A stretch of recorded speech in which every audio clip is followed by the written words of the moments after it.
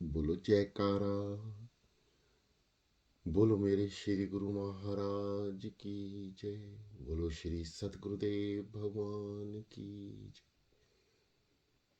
बोलो श्री परमहंस दयाल जी महाराज की जय। बोलो श्री नंगली निवासी भगवान की जय।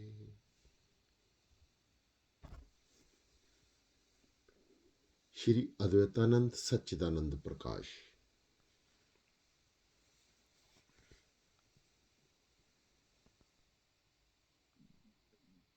एक रोज इरशाद हुआ कि जनाब लाला साहब की हिनायत यानी जीवित अवस्था में हमारी हम कौम और रिश्तेदार ने हमारी शादी वगैरह की बातचीत चलाई और कुछ जमावाड़ा जम भी गया था, मगर लाला साहब की वाफत यानी देहांतवास से वह मुआमिला कुछ ठंडा पड़ गया।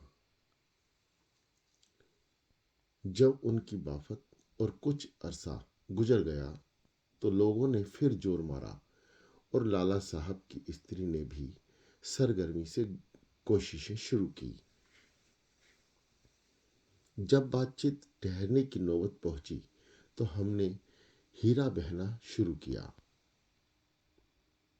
जब बातचीत ठहरने की नौबत पहुंची तो हमने हिला बहाना शुरू किया, क्योंकि हम तो परमहंस जी से पेशकार यानी पहले से ही इस अमर यानी बात का फैसला कर चुके थे।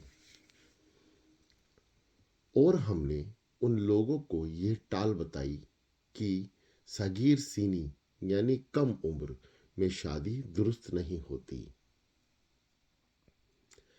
कम अज कम 20 साल की उम्र जरूर होनी चाहिए।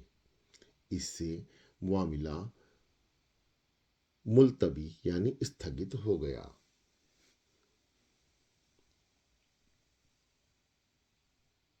आगे एक रोज इरशाद हुआ कि महासावन संबत 1920 में लाला साहब की बाबत के करीब 3 साल बाद, जब हमारी उम्र 17 साल की थी, लाला साहब की धर्मपत्नी का भी शरीर बरत गया। उनकी बाबत यानी मृत्यु का हमको बहुत रंज हुआ। उसका अग्नि संस्कार वगैरह कुल कर्मकांड हमारे ही हाथों से हुआ। हस्वे दस्तूर यानी परंपरा अनुसार अजीज व रिश्तेदार पगड़ी वगैरह लेकर आन मौजूद पहुंचे और पुराने मजनूमों की भी छेड़छाड़ शुरू हुई। मगर हमने दिल में सोचा कि परमात्मा ने तुमको आजाद किया है, अब इस तरफ तुम्हारा संस्कार नजर नहीं आता, चूंकि दिल में तो कुछ और लगी हुई थी। बेड़ियों से ए जनू रिश्ता मेरा जाता रहा, जब से जुल्फों में फंसा यह सिलसिला जाता रहा। किसकी गम छाया है दिल पर, है मुझे किसकी तलाश, किसको आंखें ढूंढती हैं, हाय किया जाता रहा। इसलिए सबको इधर उधर की बातों में टाल दिया। आगे एक रोज इरशाद हुआ कि परमहंस जी के उपदेश के मुताबिक हमारी बातिन यानी आत्मिक कुल कार्रवाई हो चुकी थी। सिर्फ लाला साहब की स्त्री के जिंदा होने की वजह से जाहिर तौर पर अल हदगी ना हो सकी। जब हमने उनके कर्मकांड से बराकत यानी निर्वित पाई और सब तरफ कतः ताल्लुक यानी संबंध विच्छेद हो सका, तो फिर आजादी हो गई और गुरु का भेष जो अंदरूनी था सो प्रकट कर लिया।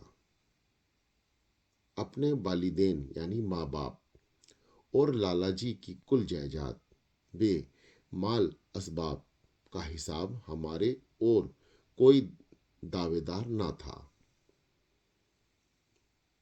मगर उस सबको मालिक के सुपुर्द करके हम छपरा से रवाना हो गए और बक्सर की तरफ चल दिए।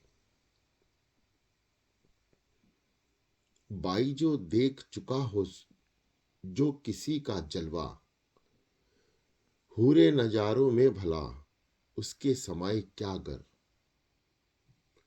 अरब खरब लो दिव्य हो और उदय अस्त हो राज, तुलसी जो निज मारण है सो आवे कौन काज। दरमियान में बड़ा घना जंगल था और कई नदियां बाग यानी प्रकट हुई।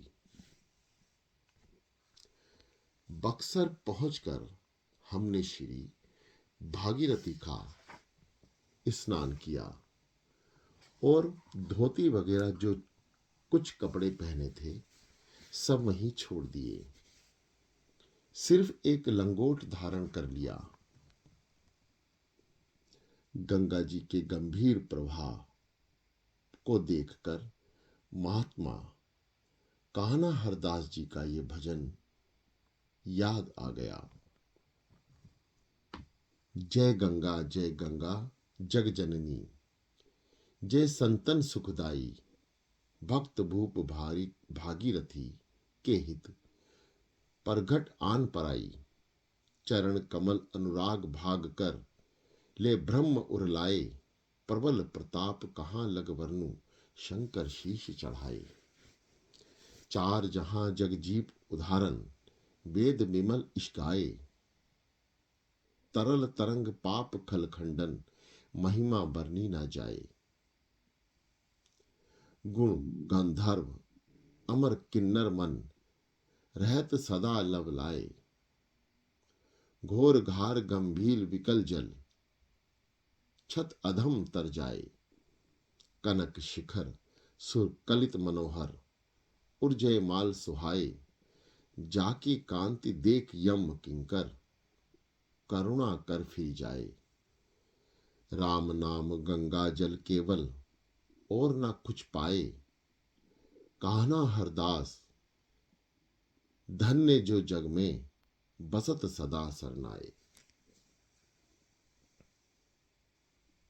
जिस गंगा की तारीफ महात्मा कान्हा हरदास ने की,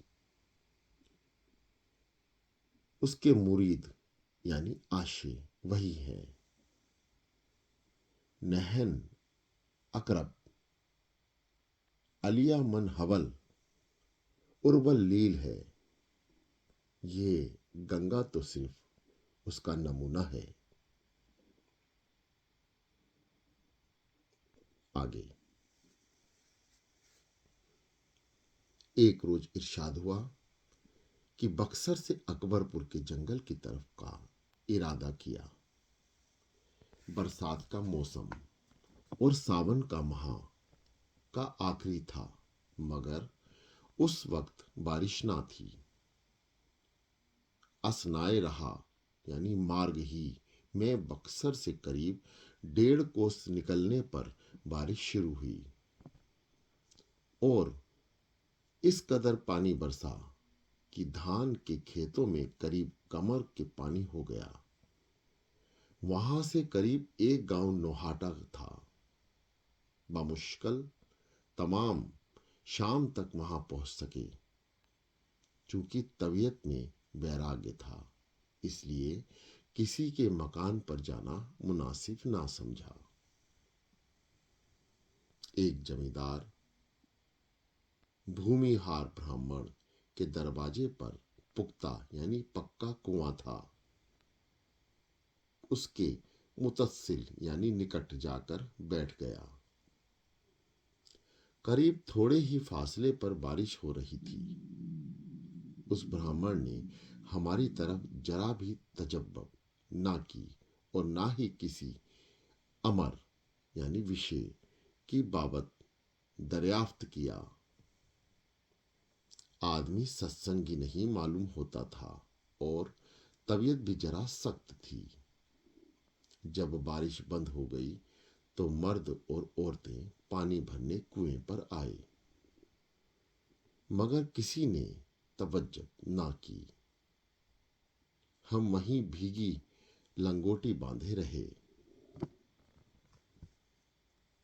इत्फाकिया यानी संयोगवश एक सिपाही मुलजिम सरकारी उस जमींदार के नाम परवाना लाया और उसको खूब धमकाया डराया और जमींदार को पकड़कर ले जाने पर आमादा हो गया कि तुमको अदालत में हाजिर होना है।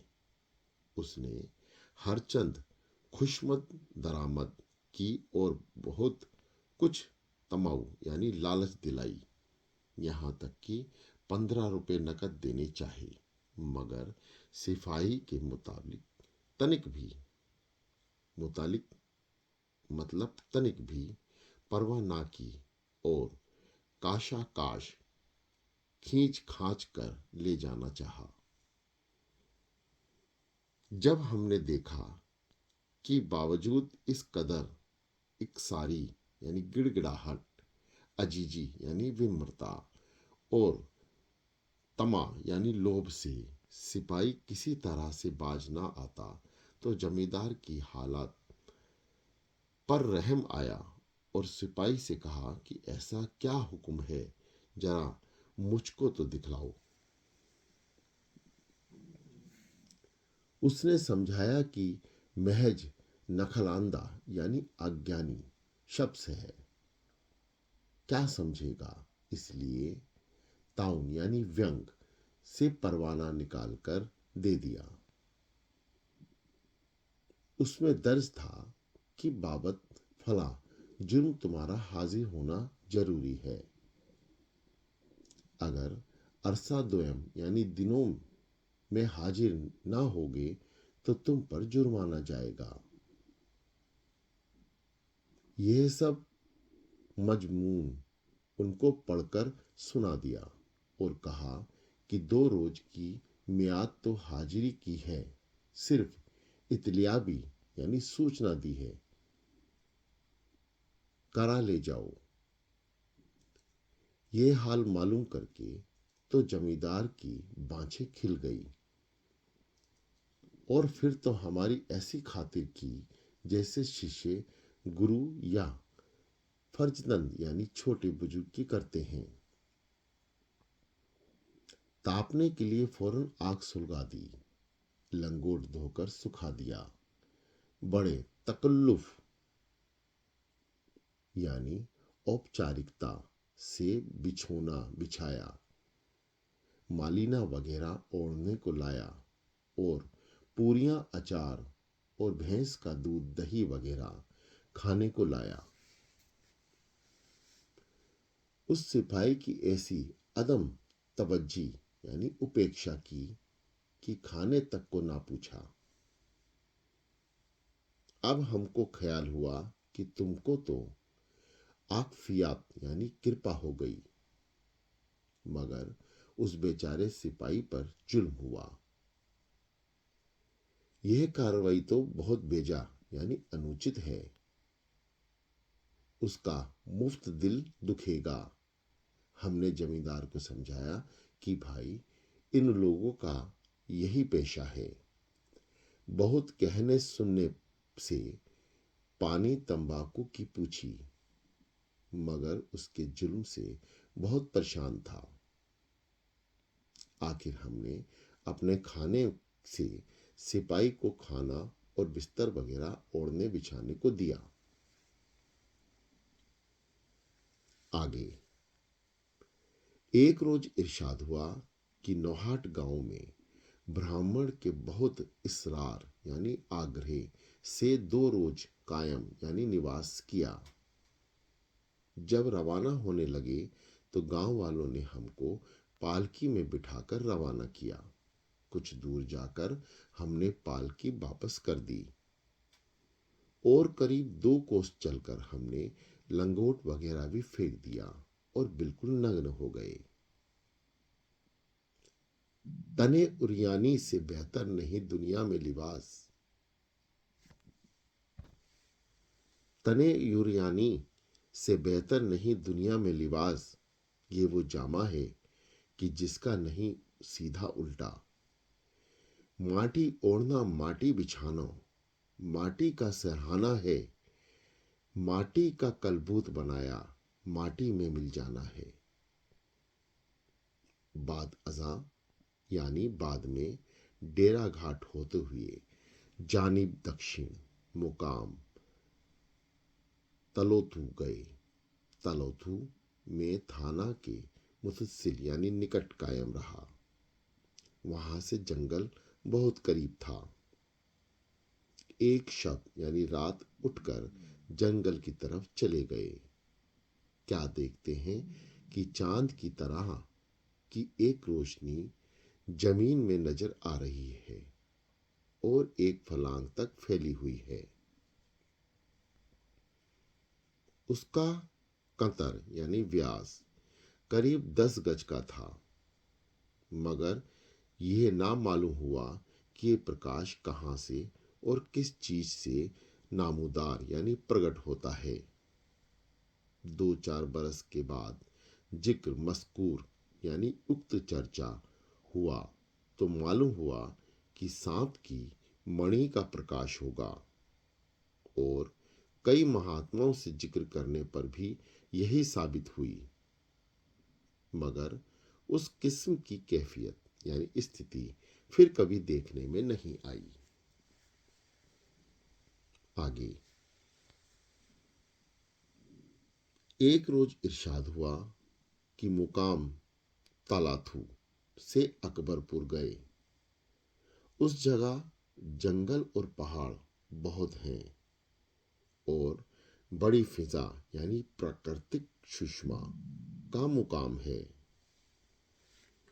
ये जगह हमको बहुत पसंद आई और करीब 6 साल वहां कायम यानी ठिकाना रहा, मगर कोई मठ या झोपड़ी बनाकर या किसी गृहस्थी के मकान पर नहीं, बल्कि इसी तरह नग्न और आजाद दाना तौर पर, यहाँ तक कि कोई चीज यानी कर पात्र भी अपने पास ना था। इस अरसा में हमने मौन धारण कर रखा था, किसी से गुफ्तगू ना करते थे।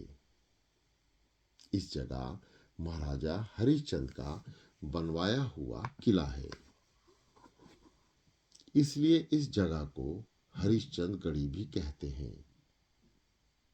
और ऐसी भी रवायत यानी किंवदंती है कि महाराजा हरिश्चंद्र के लड़के रोहतास ने भी इस जगह राज किया था, इसलिए इस मुकाम को रोहतास गढ़ी भी कहते हैं।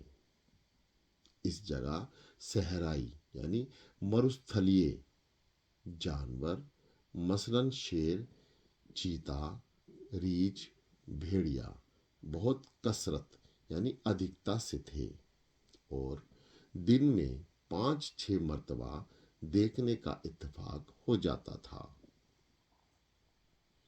हिरन वगैरह तो बिल्कुल पास ही फिरा करते थे, मगर वैराग्य की वजह से हमको उनसे कोई खौफ नहीं मालूम होता था और ना ही उनसे कभी किसी तरह का गुंजदत यानी अनिष्ट पहुंचा। मर्दे आरिफ किश्त बेफाक अज हमा, आबे साफी चित्त आ पाक अज हमा।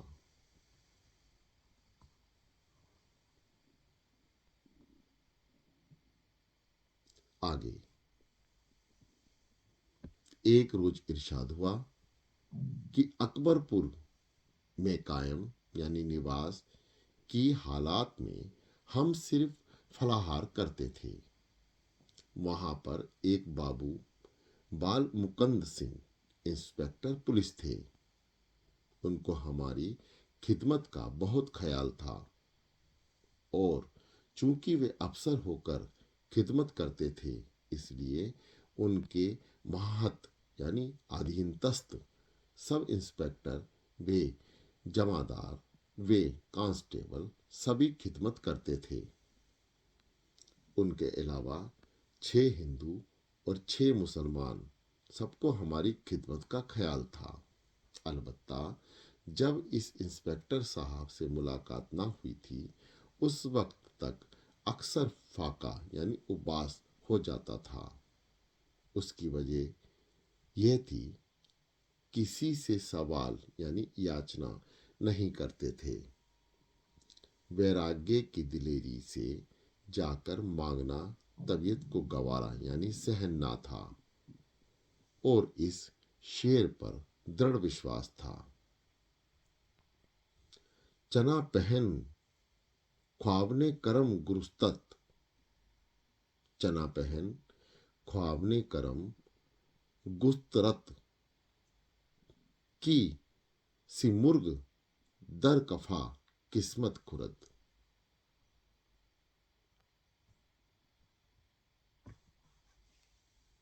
आगे, एक रोज इरशाद हुआ कि जब अकबरपुर में हमको बहुत अरसा गुजर गया, तो एक रोज ख्वाब में गुरु महाराज के दर्शन हुए। उन्होंने हंसकर फरमाया कि बैठने से स्याही यानी भ्रमण ठीक है। इस इरशाद को सुनकर फिर स्याही का ख्याल हुआ। रमता जोगी बहता पानी, ठहरे गदला होए।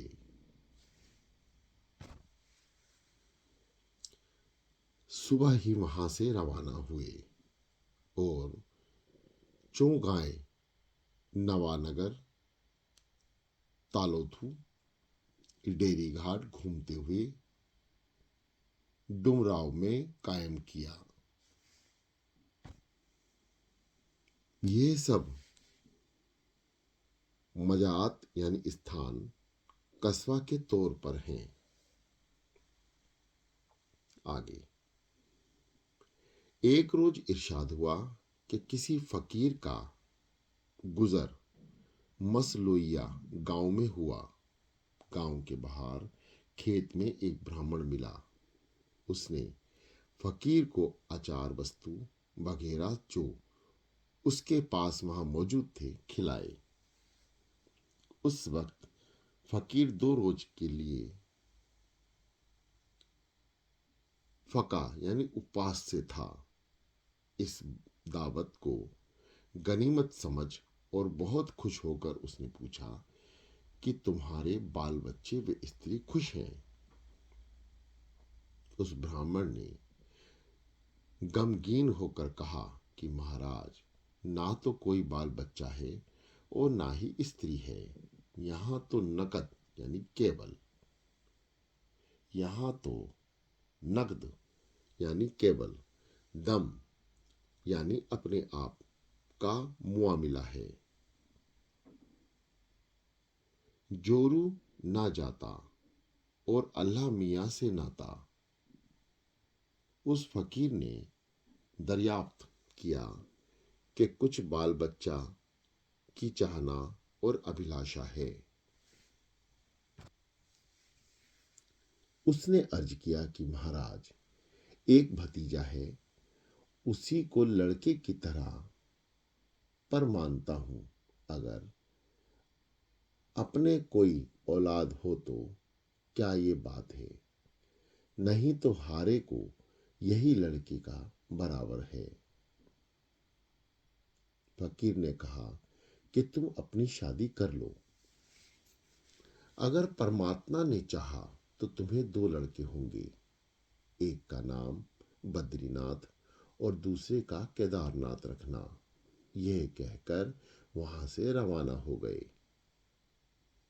ब्राह्मण उम्र में ढला हुआ था, मगर उसको कुछ ऐसा एतकाद यानी विश्वास हो गया कि फौरन शादी कर ली और उसके 2 लड़के भी हो गए। इत्तेफाक से 5 या 6 साल बाद उस फकीर का फिर उस गांव में गुजर हुआ। उस वक्त कुल खेत पके पड़े थे। बड़े जोर का अब यानी बादल हो रहा था और बारिश शुरू हो गई। एक दो बौछार ओलों की भी आई। सब लोग त्राही त्राही पुकारने लगे। उस ब्राह्मण का साधु महात्माओं ने बहुत निश्चय हो गया था, इसलिए कुल गांव वालों को इकट्ठा करके फौरन उस फकीर के पास ले आया। सबने प्रार्थना की कि महाराज, कोई ऐसा उपाय कीजिए कि ओला बंद हो जाए, नहीं तो हम सब लोग बेमौत मर जाएंगे। फकीर ने कहा कि उपाय तो मैं कुछ जानता नहीं, अलबत्ता तुम सब बैठकर राम राम कहो। अगर मालिक को मंजूर हो तो ओला बंद हो जाएगा। उन सब लोगों ने राम राम कहना शुरू किया। परमात्मा की कृपा से फौरन ओला बंद हो गया। सब लोग उसके बहुत मशकूर यानी कृतज्ञ हुए और उसकी बड़ी आवभगत करी। फकीर ने कहा कि इसमें मेरा कोई करिश्मा है, जो बात मनोहार थी सो हो गई, और कुछ समझो भी तो उस राम की कृपा है जिसका तुमने नाम लिया। उस ब्राह्मण ने फकीर की दावत की। उसकी स्त्री ने खाना परोस कर खिलाया। दोनों लड़के भी मौजूद थे और उनका नाम भी ब्राह्मण ने फकीर के कहने के मुताबिक रखा था। उन दोनों लड़कों को फकीर ने कदमों में डालकर वहां की आप जैसे एक महात्मा की दुआ और कृपा से ही इनका मुंह देखना नसीब हुआ है और कुल बयान किया। मगर फकीर ने ना तो खुद अपने ताई उस जाहिर किया और ना ही वह उसको पहचान सका। ये बयान करके फरमाया कि यह मामलात काशफ करामत यानी विचित्र करमातों के मुतालिक है। अगर आत्मज्ञान और ब्रह्मानंद यानी फकीरी और ही चीज है। हर कश्फ बरा चेहरा नकावे दिर अस्त, हर बरा दरी राहे सुरावे दिरबस्त। अज रहब हिजाबे खेश मगरूर मुशब, कई रैप हिजाब हम हिजाबे दिगर अस्त। बल्कि मुमुक्षु साधक को मालूम होना चाहिए कि सार व असार के विचार और गृह व कुटुंब के त्याग करने से मन निर्मल होकर भागवत स्वरूप का प्रकाश जिस जिस भांति प्रकट व साक्षात होता जाता है, उसी उसी भांति परोक्ष वे अभूत बात का जानना और सत्य हो जाना, वचन आशीर्वाद व श्राप और प्राप्त हो जाना मनोवांछित फल, जो कि आणिमा आदि अष्ट सिद्धि प्रसिद्धि की संबंधी है, यह सब अधिक हो जाता है।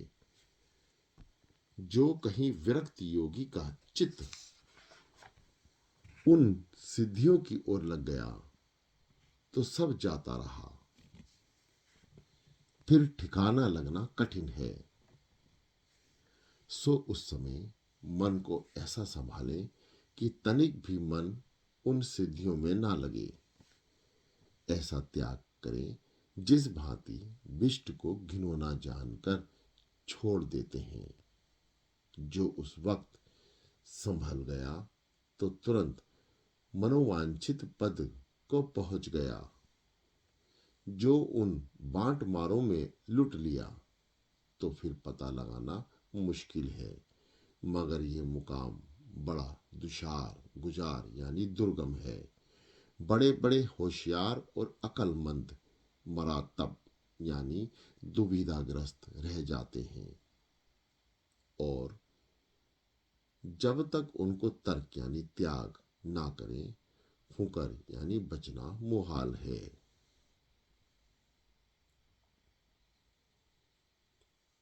चढ़ गया गजराज चंतुर्णी समाज संग, जीत क्षितिपाल सुरपाल में सजत है।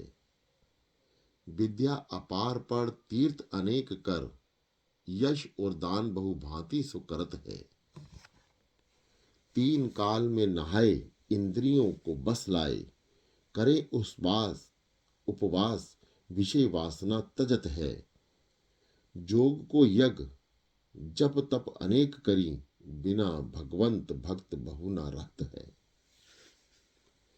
जले गणे बुणे उड़ जाएं, पर काया प्रवेश कराएं, और पराए मन की जाने, चलकर जाएं तहां तन माने। भूले जहां चतुर और ज्ञानी, उनको तजे भक्त तृण जानी। सरमदे गमे इश्क बुल्हा विसा, राना विहद सोजे दिले परवाना, मगज राना दिहंद। उम्रे भयात की यार अयाद बरीनार, ई दौलते सरमद हमा, कस राना दिहान। चाशनी ए दर्दे इश्क का विले, हर सिफाला नेस्त। जहर अज ख्वाने जहां, नवाम राह दिहांत। इसराए मोहब्बत राहर दिल, ना बदत काबिल। दुर्नेस्त बहार दरिया, जर नेस्त बहार काने।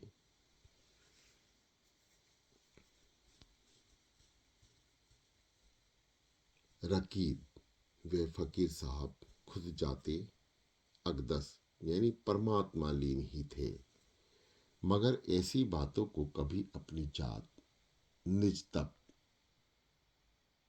जात यानी निज तक से मंसूब यानी संबंध नहीं रखते थे, बल्कि इनको हेज और पोच यानी तुच्छ और तजज्जे समझते थे। खुश शासिनी कार बशद ए फला, कारे दिगर हेचो पेचो न हेचदा। अक्सर की तो ये ख्वाहिश होती है, या रब चाहा खुश अस्त बेहदा, खंदीदत बेवस्त चश्म जहां रादीदान। बेन शीनो सफर कून की बयात खूब अस्त, बेमीनते का गदे बेमीनते का गर्दे जहां हर दीदान।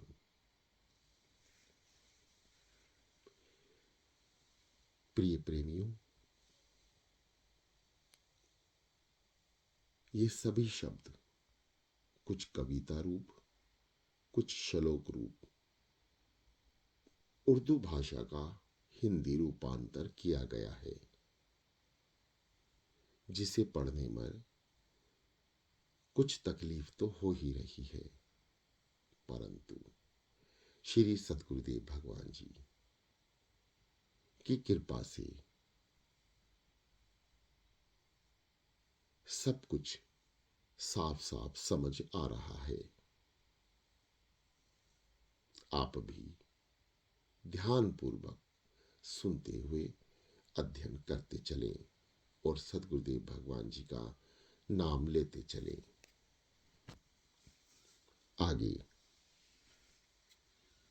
एक रोज इरशाद हुआ कि जब हम डुमराव में पहुंचे तो हमने केले के बकल की कोपीन धारण कर ली। यहां करीब 2-3 माह तक कायम रहा। महाराज साहब के तालाब पर ठाकुर जी का मंदिर था, वहीं बैठे रहते थे और अक्सर नंदवन की तरफ, जो वहां से करीब था, बतौर स्याही यानी भ्रमण के चले जाते थे और बिल्कुल आजादाना तौर पर रहते थे। उज्जैन नगरी के प्रतापी महाराज वीर विक्रमादित्य के खानदान में से राव महाराजा राधा प्रसाद सिंह जी उस वक्त राजा करते थे। उन्होंने अध्याय गदर यानी क्रांतिकाल में सरकार की बड़ी मदद की थी, इसलिए सरकार उनकी बड़ी कद्र करती थी। महाराजा साहब के अतालिक बाबू जयप्रकाश लाला की स्त्री और भावज बड़ी हरि भक्त थी। उनका साला मुसम्मी यानी शुभ नाम शिवदत्त लाला, जो उनके पास ही रहता था, हमारी बड़ी खिदमत करता था। अक्सर हमारे खाने पीने की फिक्र यही रखते थे और मस्तूत रात यानी महिलाएं उसके हाथ या बांदी की माफत खाने पीने की चीजें हमारे वास्ते भेजती थी। दूसरे तीसरे रोज कभी हम भी उनके घर चले जाते। बजाते खुद यानी स्वयं मास्टर साहब ज्यादा भक्त ना थे। उनके साले साहब कहा करते थे कि मास्टर साहब से मिलने पर वे आपकी बड़ी खातिर करेंगे और महाराजा साहब से भी मुलाकात करा देंगे, मगर हमको इस अमर यानी बात के मुतालिक यानी जरा भी परवाह ना थी। आगे एक रोज इरशाद हुआ कि डुमराव में एक महात्मा के दर्शन हुए। शक्लो शोहब्बत यानी चेहरे मोहरे की उनकी उम्र 95 बरस की मालूम होती थी और शक्ल व कुबा यानी शरीर में हमारे गुरु श्री परमहंस जी महाराज केदारघाट वालों से मुशब यानी समान थे। किसी से गुफ्तगू हता कि उपदेश तक की बातचीत नहीं करते थे, मगर मौन भी ना रखते थे। अपनी खुशी कुछ बोलना करते थे। अगर कोई बातचीत करना चाहता था तो कानों पर हाथ धरकर कान मलते हुए भाग जाते थे। उनको खाने पीने में केमियत या मजहब का कुछ ख्याल ना था। चाहे हिंदू चाहे मुसलमान, जो कोई वगैरह ले जाकर और उनके हाथ में लुकमा यानी ग्रास बनाकर खिलाता तो एक दो लुकमे खा लेते और फिर चल देते। पोशिश यानी वस्त्र की तरफ से सिर्फ एक लंगोट था। उनकी भी कुछ सुध ना थी। कभी लांग लगी है और कभी खुली है, चाहे जिस्म देखा करो। अगर किसी ने लंगा लगा दी तो वाह वाह और खुली रही तो वाह वाह। इसमें मालूम होता था कि उनकी जाति निजी तौर पर उसका भी ख्याल ना था। उनका मालूम यानी नियम था कि बाग तालाब या नंदवन की ओर से आते और सीधे बाजार में होकर निकल जाते। हमसे अक्सर मिलते थे, मगर जवानी बातचीत कभी ना करते थे और ना हमसे कभी अमर बात और ना हमसे कभी अमर यानी बात जवानी दरियाफ्त किया। शनाख्त यानी प्रत्यक्ष में ऐसे भी मालूम होता था कि महात्माओं की आखिरी मंजिल में उनका कायम यानी पहुंच था, यानी कुल रास्ता तय कर चुके थे। उनकी मज्जुबी यानी साधना व्रत थी, मगर बकना और शोरगुल की हालत ना थी।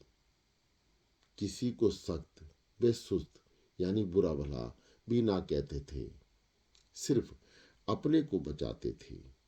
ऐसी मजूबी यानी साधना सिलक में ही दाखिल है।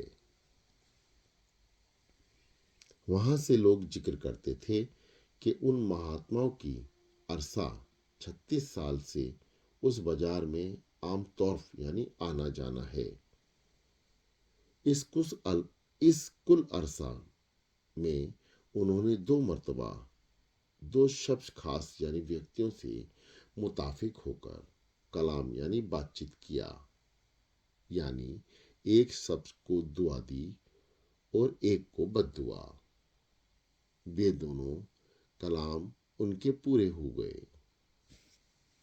उनका बयान यानी विवरण इस तरह है।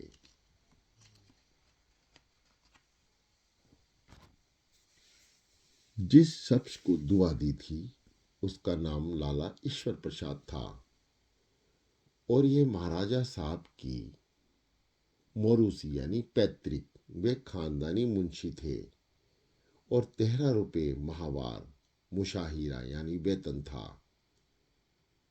उनके 2 लड़के मुस्मियान यानी शुभ नाम, रणधीर प्रसाद वे मथुरा प्रसाद थे। उनकी तनख्वाह इस कदर कालील यानी अल्प में थी कि बमुश्किल तमाम यानी कठिनाई से घर का खर्च चलाता था, मगर बड़े ही दयानतार और सत्संगी थे। उनके मकान की डेहरी पे एक चोबी तख्त बिछा हुआ था और वह महात्मा अक्सर वक्त बे वक्त वहां जाकर लेटे रहते थे। लाला साहब का ये दस्तूर था कि कुछ रोटी और दाल वगैरह जो घर में तैयार होता वे उस तख्त पर उन महात्मा के वास्ते रख देते। वे जब भी जाते और मौज होती तो खा लेते थे। मस्तूरात यानी स्त्रियां अक्सर लाला साहब से कहती थी कि तुम फकीर साहब से दुआ की दरख्वास्त करो, मगर वह टाल देते थे और कहते थे कि मेरे बड़े भागे हैं जो कभी कभी दर्शन देकर प्रसाद पा जाते हैं। कहीं दरख्वास्त करने से नाखुश हो गए तो आना जाना भी बंद कर देंगे। मामला लेकिन जब उनके लड़के बघेरा की शादी का वक्त आया तो मस्तूरात ने बहुत कहा सुना। उस रोज हिम्मत की कि अच्छा आज कुछ कहें और खाना खाकर नीचे उतरे। इत्तेफाक से महात्मा वहां मौजूद ना थे। इत्तेफाक से महात्मा वहां मौजूद थे।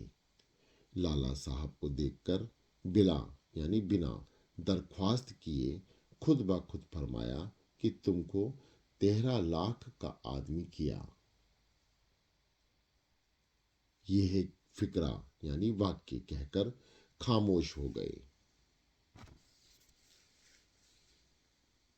लाला साहब ने भी ज्यादा कुछ ना दरियाफ्त किया, मगर बड़ तजब्बु में थे कि कहां से और कहां 13 लाख, लेकिन उनकी बात पर पूरा यकीन था। उन्हीं अय्याम यानी दिनों राब महाराज मेश्वर सिंह राजपाट का काम छोड़कर काशीजी दीप तप करने के लिए चले गए और उनके लड़के राब महाराज राधा प्रसाद सिंह गद्दी नशीन थी। उन्होंने दीवाने वक्त यानी तत्कालीन दीवान से कहा कि फला फला तलुकदार ने अरसा से सरकारी लगान नहीं दाखिल किया और ना ही आपने अपने हिसाब किताब की पड़ताल कराई। तब इनका फौरन इंतजाम होना चाहिए। दीवान साहब ने अर्ज किया कि उन ताल्लुकदारों से हमारा खानदानी पुराना ताल्लुक है, इसलिए मैं खुद तो उनके हिसाब का मुआयना कर नहीं सकता क्योंकि उनका हिसाब जरूर खराब है। मुफ्त रंजिश पैदा होगी और दूसरा कोई मौतवीर शख्स मिला नहीं। अलबत्ता एक शख्स मुंशी ईश्वर प्रसाद एतवार का आदमी है, उसको कल रवाना करूंगा। दूसरे रोज लाला साहब को हरिया गांव की पड़ताल का हुक्म हुआ। जाकर हिसाब देखा तो लाखों रुपए गमन था। पांडे तालुकदार ने बड़ी बिन्नत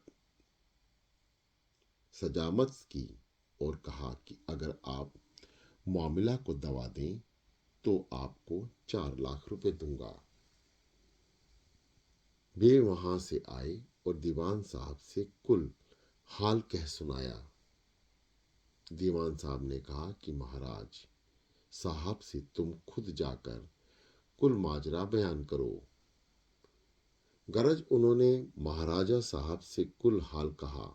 उन्होंने दीवान साहब को बुलाकर कहा कि देखो यह शख्स कैसा ईमानदार है कि इसने 4 लाख की रकम को भी मंजूर ना किया। अब ये ख्याल है कि उन लोगों से सरकारी रुपए की वसूलिया की तो कोई उम्मीद है नहीं। अगर इस गरीब का भला हो जाए तो क्या अर्ज है। इसलिए उनको बुलाकर कह दिया कि तुम जाकर 4 लाख रुपए ले आओ। गरज लाला साहब ने वे 4 लाख रुपया ले लिया। उसके बाद चैनपुर और भामा गांव की पड़ताल का हुक्म मिला और महाराजा साहब ने यह भी कह दिया कि यह लोग हमारे भाई बंधु हैं, इन पर हम कुछ सख्ती नहीं कर सकते। सरकारी रुपया की वसूलियत की तो उम्मीद नहीं। जो कुछ तुमको दें उसको जरूर ले लेना। गरज उन दोनों गांव के तलुकदार ने भी तकरीबन 8 लाख रुपए दिए और 1 लाख के करीब राज से ईमान मिला और वे 13 लाख की रकम पूरी हो गई। बाद में महाराजा साहब को उनसे ऐसी मोहब्बत हो गई और खानगी यानी पारिवारिक तौर पर वहां तक कह दिया कि अगर राज के खंबे तक बिक जावे उस वक्त तक भी परमात्मा ने चाहा तो हमारी तुम्हारी मोहब्बत में फक्र ना आवेगा। उसके विसाले से लाला साहब को बहुत कुछ प्राप्ति हुई और बद्दुआ यानी अभिशाप का हाल इस तरह है कि जब लाला ईश्वर प्रसाद को यह दुआ मिली तो और लोगों को भी खप्त हुआ कि महात्मा का पीछा पकड़ा। एक साहब बसीरुद्दीन इंस्पेक्टर पुलिस ने तो ये हाल कर दिया कि हर वक्त दुआ की ख्वाबतार होते और रोज ये थाना में कुर्सी पर बैठे थे कि वे महात्मा थाने में चले गए और उनके मुकाबिल यानी बराबर एक कुर्सी पर बैठकर कहा कि बसीरुद्दीन तुम बर्खास्त, और यह कहकर चल दिए। अब क्या था, इंस्पेक्टर साहब का खून खुरश हो गया। शाम की डाक खोली तो हुक्म मिला कि फला कत्ल के असलियत को छुपाया, इसलिए तुम बर्खास्त किए गए। अब इंस्पेक्टर साहब ने अपना आयाल यानी परिवार और कुल सामान को तो वतन रवाना कर दिया और महात्मा के पीछे हो लिए कि अब इस पिरासाली यानी बुढ़ापे में ऐसा रोजगार तो मिलने से रहा, अब जाएं तो जाएं कहाँ। अगर कुछ उम्मीद बर आरी की सूरत है तो उन्हीं महात्मा से। जब इंस्पेक्टर साहब को बहुत अरसा घूमते फिरते हो गया तो एक रोज खड़े होकर कहने लगे कि चला जा रांची, और फिर भाग पड़े। बस इंस्पेक्टर साहब उसी रोज रांची रवाना हो गए। वहां अफीम की कोठी में हेड क्लर्क की जगह खाली थी। साहब बहादुर ने एक बक्स रखवा दिया और हुक्म दिया कि कुल उम्मीदवार सुबह अपनी अर्जियां इसमें डालें और हुक्म की मुअत्तिर यानी प्रतीक्षा रहे। उन्होंने भी अपनी उन्होंने भी अपनी अर्जी डाली। अफसर ने उनकी अर्जी तो ले ली और कुल उम्मीदवारों की अर्जियां वापस दी और फिर बाहर आकर उनसे दरियाफ्त किया कि तुम हुक्म असीलुद्दीन, तुमने हमको पहचाना? उन्होंने कहा कि हुजूर, मैंने तो आपको नहीं पहचाना। फिर साहब बहादुर ने अपना नाम लिया। तब उन्होंने कहा कि हाँ हुजूर, फला मुकाम में सुप्रिटेंडेंट थे और मैं वहाँ इंस्पेक्टर था। फिर साहब से सब हाल दरियाफ्त करके वह जगह उसको दे दी और कुल उम्मीदवारों को कहा कि आप लोग जावें, ये हमारा पुराना महतात है, हमने इसको पसंद किया और 80 रुपया माहवार मुशाहिरा यानी वेतन और 3000 रुपये कमीशन की गुमाश्तगिरी की जगह आता यानी प्रदान फरमाई।